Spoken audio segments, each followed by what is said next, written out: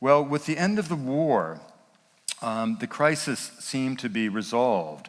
The dream of the rubber explorers was about to be realized. And in this wonderful accident of American bureaucracy, the US Department of Agriculture forgot that Schultes was on their payroll, and they simply kept cutting him checks so he could do anything he wanted. And so from 1945 until 1953, Schultes simply rambled.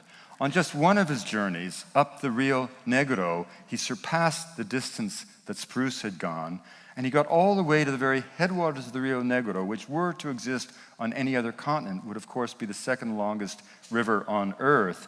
And with his beloved companion, Pacho Lopez, he got to the very headwaters when suddenly his fingers got numb.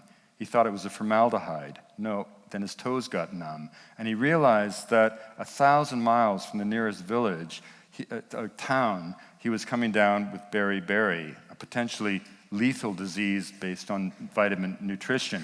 He came down to a mission post. The missionary said, don't bother going down to Manaus, just go up this portage, get to the Colombian military station at La Pedrera. For Schultes, a choice between Brazil and Colombia was no choice at all. He headed upstream, but the problem was the missionary's geography was wrong. It wasn't a couple days up to the portage, it was 2 weeks. It wasn't a few hours across the portage, it was 2 days on feet that felt like stumps.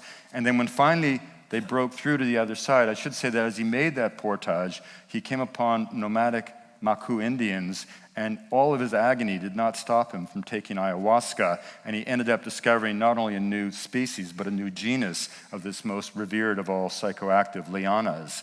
And then when they got to the rivers, they lost all of their gear. They finally made their way down to La Pedrera, and he said to the sergeant who met him at the dock, when is the next plane for Bogota? And the sergeant began to laugh.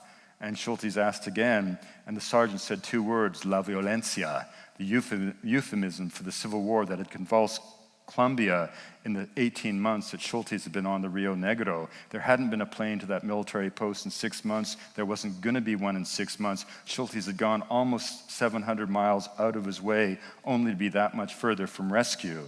By the time he was bundled off this riverboat in Manaus, half dead, his last words before passing out, he noticed a riverboat belonging to the American Chicle Company. His last words were, hire that boat.